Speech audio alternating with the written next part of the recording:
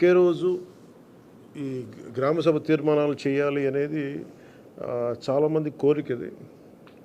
పంచాయతీరాజ్ వ్యవస్థలో గ్రామ పంచాయతీల నుండి జిల్లా పరిషత్ వరకు పటిష్టంగా ఉన్నప్పుడే నిజంగా మనం అనుకున్న అభివృద్ధి సాధించగలుగుతాం. అందుకని దాంట్లో భాగంగానే ఆగస్టు 23 తారీఖున రాష్ట్ర వ్యాప్తంగా 13,326 గ్రామ పంచాయతీల్లో ఇప్పుడు ఇంతకుముందు ఎన్నడూ లేని విధంగా ఒకే రోజున గ్రామ సభలు నిర్వహిస్తూ ఉన్నాం. ఈ గ్రామ సభల్లో ఉపాధి హామీ పథకంలో ప్రతి కూలీ కుటుంబం సంవత్సరంలో 100 రోజులు పనిచేసే విధంగా అవగాహన కల్పించాలి. కూలీలకి ఉన్న హక్కులను తెలియజేయాలి. రైతులకు ఉపాధి హామీ పథకాన్ని సద్వినియోగం చేసుకోవడానికి సంబంధించిన పనుల వివరాలను గ్రామ సభల్లో ప్రతి ఒక్కరికి అర్థమయ్యే విధంగా తెలియజేయాలి. ఇకపైన ఉపాధి హామీ పథకాన్ని సమర్థవంతంగా అమలు చేయడానికి మనందరం కలిసి పనిచేద్దాం. పథకం అమలులో మన రాష్ట్రాన్ని దేశంలోనే మళ్ళా మొదటి స్థానంలో ఉంచడానికి కృషి చేయాలని కోరుకుంటా ఉన్నాను.